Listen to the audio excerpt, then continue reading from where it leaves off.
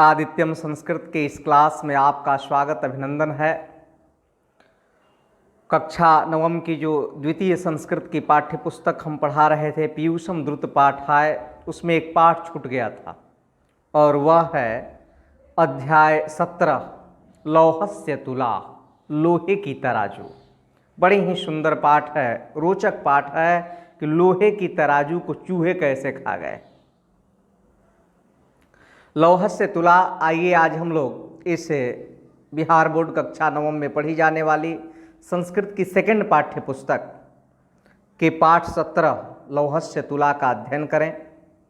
यह दे रहा है, इसमें लौहस्य तुला का अर्थ हो गया लोहे की तराजू। लौहस्य तुला, लौहस्य माने लोहे की, तुला मीन्स तराजू। लौह में षष्ठी भक्ति लगी है तो क्या बन गया? लौहस्य। तुला मीन्स तराजू, लोहे की तराजू। यह एक नाटक नुमा पाठ है और इसमें लिखता है कि पात्राणी, पात्र हैं कौन? धनराम, मोहनलाल, रामू, न्यायाधीश जिसे इंग्लिश में आप जज कहते हैं, और सूत्रधार, सूत्रधार एनाउंसर। और सबसे पहले जो अनाउंसमेंट करता है वही अनाउंसर आ गया, जिसको हम क्या कह रहे हैं? सूत्रधार। वह इस कथा का क्या है? सूत्रधार है। और वह सूत्रधार कहता है कि धनरामस्य नामना एकः समृद्ध वणिकासीत्। धनराम नाम का एक समृद्ध बनिया था। समृद्ध माने धनवान। धनराम नाम का एक समृद्ध वणिकासीत्, एक समृद्ध बनिया था, धनवान बनिया था। कैसित वर्षैः धनरामस्य व्यापार कार्यम सम्यकतया न चलति स्म। कह रहा है कि कैसित वर्षैः, कुछ वर्षों से धनराम का, कैसित वर्षैः धनरामस्य, कुछ वर्षों से धनराम का व्यापार कार्यम यानी व्यापार कार्य सम्यकतया न चलती स्म, माने अच्छी तरह से नहीं चल रहा था। कुछ वर्षों से धनराम के जो व्यापार का कार्य है वह अच्छी तरह से नहीं चल रहा था। ऋणेन युक्तः स संजातः किंतु न खलु धनरामः निराशः अपि तु चिंतितवान यत् अन्यस्मिन् नगरे धनार्जनाय मया गंतव्यम। कह रहा है कि ऋणेन युक्तः, ऋण से युक्त होने पर भी संजातः, वह धैर्य रखे हुए था। किंतु न खलु धनरामः निराशः, धनराम जो है निराश नहीं हुआ। अपितु चिंतितवान, अपितु सोचा, यत् अन्यस्मिन् नगरे धनार्जनाय मया गंतव्यम, दूसरे नगर में धन कमाने के लिए मुझे चलना चाहिए। ऋण से युक्त होने पर भी वह घबराया नहीं, बल्कि उसने निश्चय किया। धनराम निराश नहीं हुआ, अपितु चिंतन किया, विचार किया, सोचा कि हमें दूसरे नगर में धन कमाने के लिए चलना चाहिए। यानी कानी वस्तुनि तेषां पार्श्वे आसन्तानि सर्वाणि वस्तुनि विक्रीय ऋणम समाप्तम कृतवान। कह रहे कि यानी कानी वस्तुनि तेषां पार्श्वे आसन, जो भी वस्तुएं उसके पास थी, यानी कानी वस्तुनि तेषां पार्श्वे आसन, जो भी वस्तुएं उसके पास थी, तानि सर्वाणि वस्तुनि विक्रीय, उन सब वस्तुओं को बेच करके ऋणम समाप्तम कृतवान, अपना ऋण, अपना जो कर्ज है वह क्या किया? समाप्त कर दिया। नगर परित्याग पूर्वम सचिंतित, नगर को परित्याग करने से, नगर को छोड़ने से पहले वह सोचा, यत इमाम तुलाम स्वतीर्थस्य मोहनलालस्य सविधे स्थापयामि। नगर को छोड़ने से पहले वह सोचा कि इस तराजू को मैं अपने बचपन के मित्र मोहनलालस्य, मोहनलाल के यहाँ अच्छी तरह से रख देता हूँ। सविधे स्थापयामि, भली प्रकार से रख देता हूँ, वह मेरे बचपन का मित्र है। ऐसा कौन सोच रहा है? धनराम। और धनराम का मित्र कौन है? मोहनलाल। धनराम कमाने के लिए कहीं दूसरी जगह जाने वाला है और अपनी तराजू को मोहनलाल के यहाँ रखना चाहता है। अब यहाँ से नाटक आरंभ होता है। प्रथम दृश्य, पहला दृश्य आ गया, पर्दा खुल गया और वहाँ दृश्य क्या दिख रहा है? मोहनलालस्य गृहम, यानी मोहनलाल का घर। वह जो दृश्य है मोहनलाल का घर है। धनराम मोहनलालौ च सहैव सीदन्तौ स्तः, धनराम और मोहनलाल एक साथ जो है बैठे हुए हैं।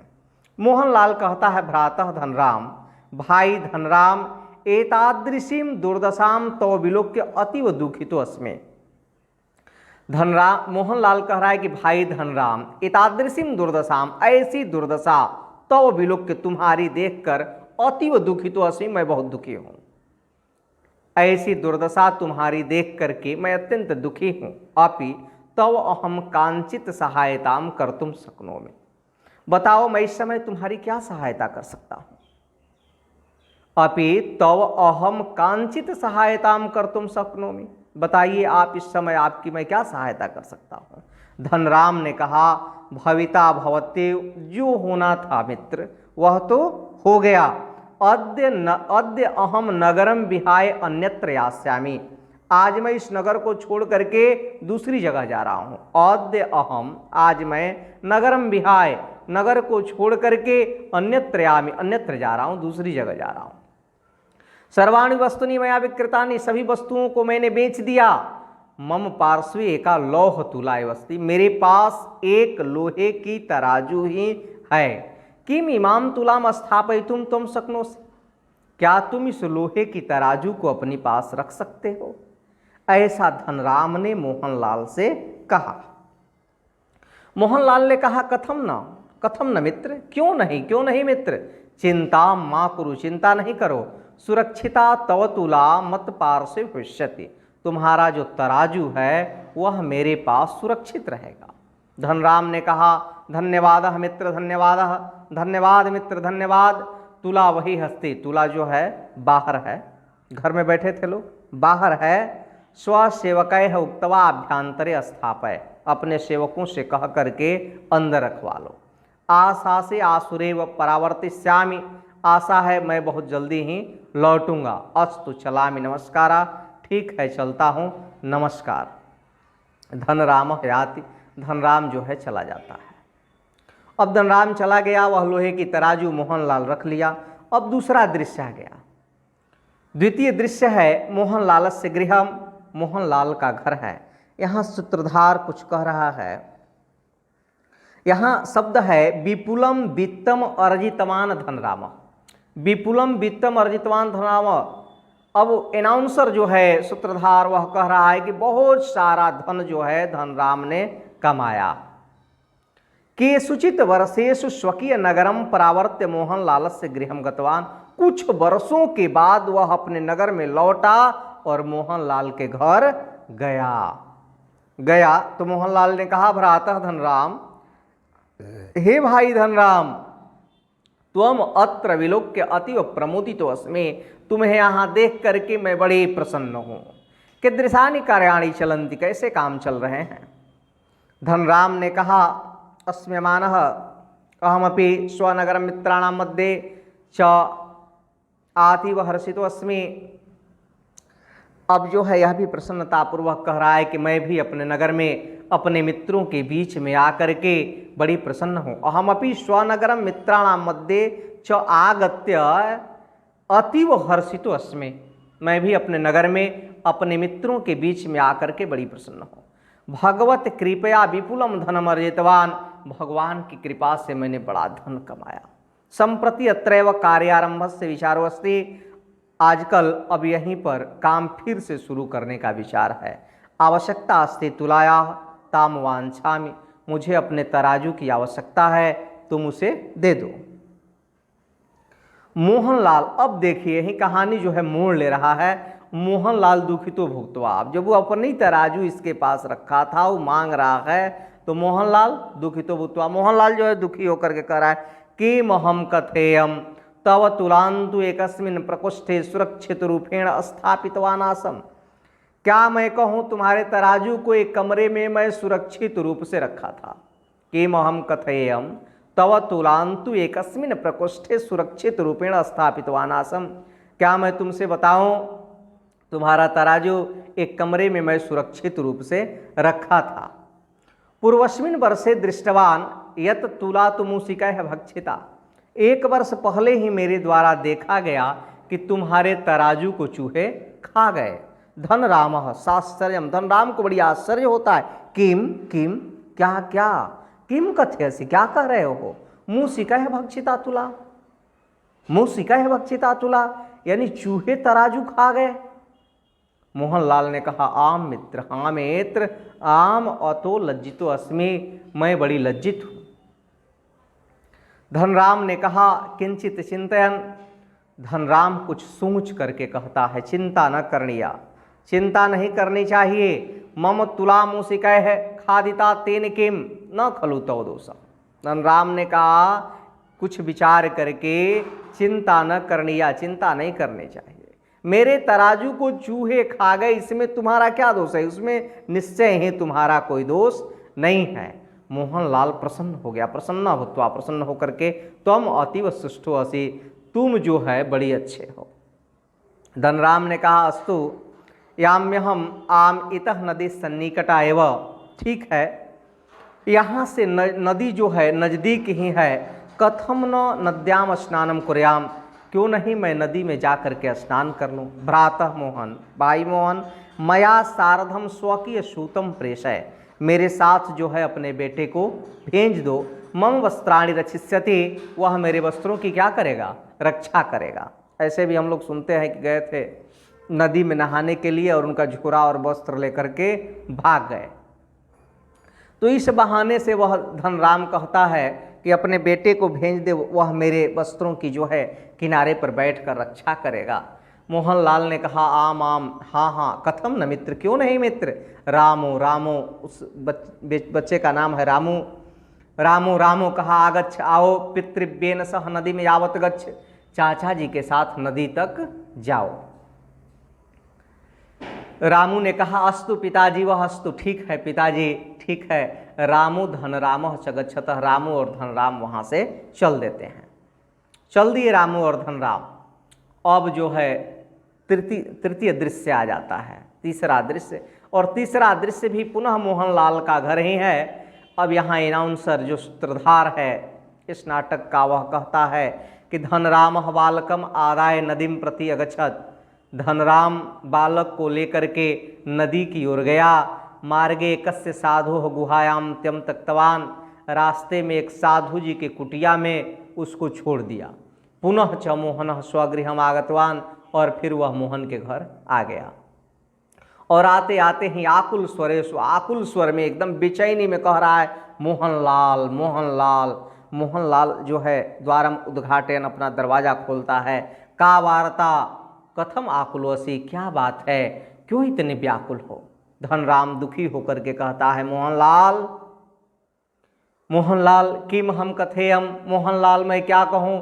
तव पुत्रम आदाय नदीम प्रति गच्छन आसम, सहसा एकः सेनः आकाश मार्गात आगतवान, शीघ्रंच पुत्रम उत्थाप्य उड्डीयते स्म। धनराम दुखी होकर के कहा कि मोहनलाल मैं क्या कहूँ, तुम्हारे पुत्र को लेकर के मैं नदी की ओर जा रहा था, अचानक एक बाज, है ना, लिखा सहसा एक सेना, अचानक एक बाज जो है आकाश से आया, जल्दी से तुम्हारे पुत्र को उठा करके उड़ गया। बाज उड़ गया। मोहनलाल साश्चर्यम पश्यति धनरामम, मोहनलाल आश्चर्य से धनराम को देखता है। मोहनलाल कहता है कि कथम मूर्ख इव वार्ता करोसि, कैसे मूर्ख की तरह बात कर रहे हो। 10 वर्षीयम बालकम कथम सेना उत्थापयितुम शक्नोति, 10 वर्ष के लड़के को क्या कोई बाज उठा सकता है। धनराम ने कहा विश्वसे मित्र, विश्वसे ही, विश्वास करो मित्र, विश्वास करो। मोहनलाल ने कहा सत्यम वदस, झूठ बोल रहे हो। गच्छ, जाओ, मम सूतम चानय, और मेरे बेटे को लेकर के आओ। झूठ बोल रहे हो, जाओ मेरे बेटे को लेकर के जाओ, लेकर के आओ। धनराम ने कहा सिरह नमन, सिर झुका लिया धनराम। कहा कि दुखितमस्तु किंतु न एतादृशम कर तुम शक्नोमि, दुखी हूँ, मैं भी दुखी हूँ, लेकिन मैं ऐसा कर नहीं सकता हूँ। मोहनलाल ने कहा कि त्वम अहम न्यायालयम घर्षयित्वा नेष्यामि, मैं तुम्हें घसीटते हुए न्यायालय ले चलूँगा। धनराम ने कहा तो ठीक है, न्यायाधीश एवं न्यायम दास्यति अस्य, अब न्यायाधीश ही इसका न्याय करेंगे। फिर जो है चौथा दृश्य आ जाता है। और चौथा दृश्य अब न्यायालय का दृश्य है। लिखता है कि न्यायालय उभे मित्रे आगच्छतः न्यायाधीशस्य समक्षे, न्यायाधीश के सामने न्यायालय में दोनों मित्र आ गए हैं। मोहनलाल कहना शुरू करता है और कहता है कि श्रीमान नरोवयम, श्रीमन हे श्रीमान, नरोवयम मम पुत्रम नीतवान आसेत, यह आदमी मेरे बेटे को ले गया था 10 वर्षीयम, जो 10 वर्ष का है, संप्रति न ददाति पुत्रम, और यह मेरे पुत्र को नहीं दे रहा है। जज साहब ने कहा धनराम से किमिदम समीचीनम, क्या यह सच है, सत्य है? धनराम ने कहा श्रीमान किम हम कथेयम, मैं क्या कहूँ, एक सेन आगत्र पुत्रम उत्थाप्य उत्पतितः, एक बाज आया और आकर के इनके पुत्र को उठा करके उड़ गया। कुतः पुत्र आनयम श्रीमान, अब मैं इनके बेटे को कहाँ से लाऊं? जज साहब ने कहा कि मूर्खै की वार्ता कथम करोसि, मूर्खों की तरह बात क्यों कर रहे हो? किम 10 वर्षणी बालकम से न उत्थापयितुम शक्नोति, क्या 10 वर्ष के बच्चे को बांझ उठा सकता है? धनराम ने कहा कथम न श्रीमान, क्यों नहीं श्रीमान, मूषिकः चेत भारयुक्ताम तुलाम अत्तुम शक्नोति तदा कथम न सेनः एव कर्तुमर्हति, क्यों नहीं श्रीमान, जब चूहा लोहे के भारी तराजू को खा सकता है तो क्या बाज इनके बेटे को उठा के नहीं उड़ सकता है? न्यायाधीश अविप्स्य आपस्यति, न्यायाधीश जो है आश्चर्य से उसको देखते हैं। न्यायाधीश ने कहा किम जल्पसि, क्या बोल रहे हो, पूर्णतः कथा है, यानी पूरी बात जो है तुम बताओ। धनराम ने कहा कि श्रीमान भारयुक्ताम तुलाम मोहनलालस्य पार्श्वे स्थापितवान आसम, बहुत भारी तराजू मैं मोहनलाल के यहाँ रखा हुआ था। यदा अहम तम याचितवान, जब मैं उसे मांगने गया, तदा तेन भणितम, तब इनके द्वारा कहा गया यत सातु मूषिका भक्षता, उसको तो चूहे खा गए।